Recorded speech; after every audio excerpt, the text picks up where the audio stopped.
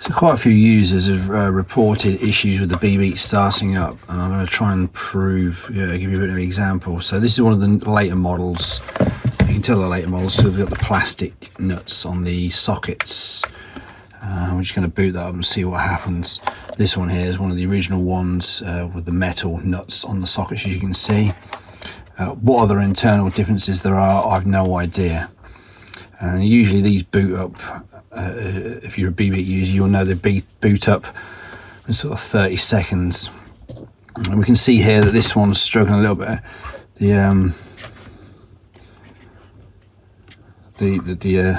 rubber buttons, lights are chasing along the bottom there, which is normally part of the startup process. But by now, I would have expected it to boot up.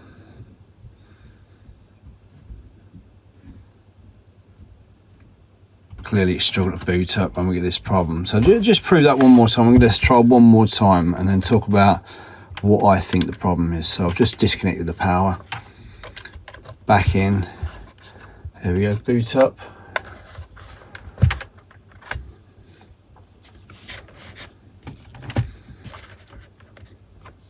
Again, the lights are chasing along the bottom there.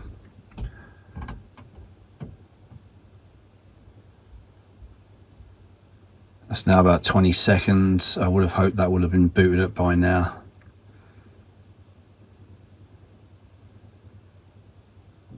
And if the thing can't boot up, well, even if it does boot up, there could be issues like crashes part way through. It's not something that's not quite right here, is it?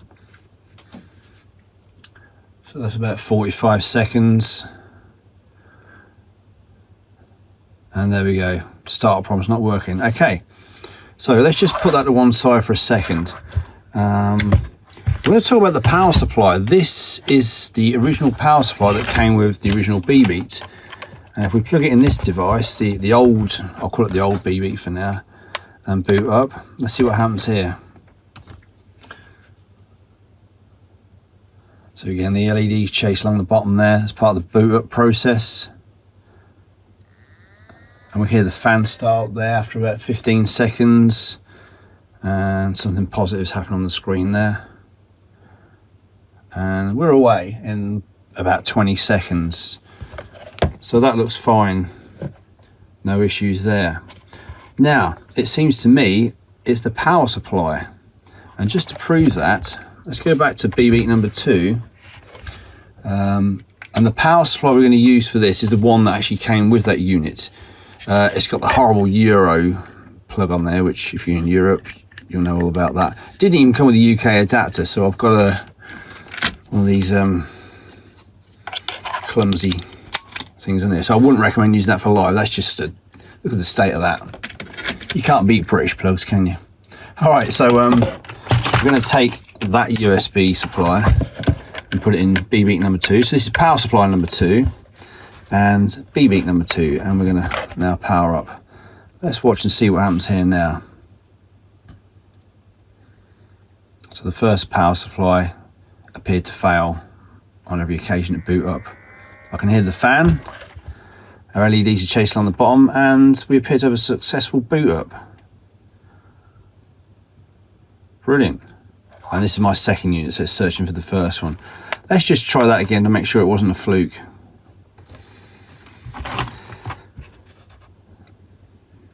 Power off, like a good boy, as you should do. So here we go, power on. b.beat number 2 with power supply number 2.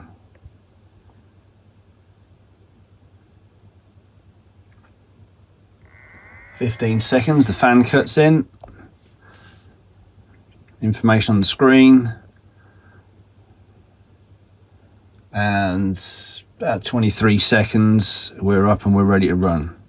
Okay, so one final test. We're going to use, let's shut them both down. We're going to put b.beat 1. Let's just swap the power supplies over. So this is power supply number 2. And we're going to put that in b.beat 1. And we're going to put power supply number 1 in b.beat 2. And I'll show you the power supplies we've been talking about. So here we go, we're going to boot those up.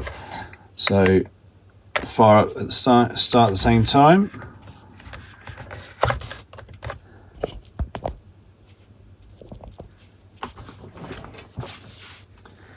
b.beat number 1's firing up, lovely. With using a power supply 2. b.beat number 2 is struggling.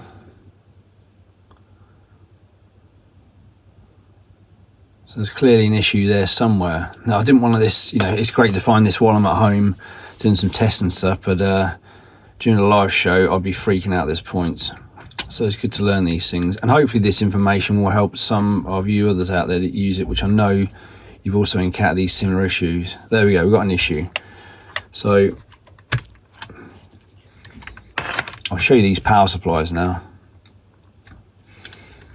So the original power supply that came with the original b.beat is this little tiny wall wart, whatever you want to call it, and again it's got a UK plug adapter on there. The actual spec of this I can't quite read because it's quite small print there, but I'd imagine that the later b.beat power supplies perhaps deliver a little bit more current, or maybe this one's aged and getting old, because I'm confident that the old power supply used to be able to power the new b.beat. So one final time, the original power supply going to the original b.beat, and the new power supply to the new b.beat.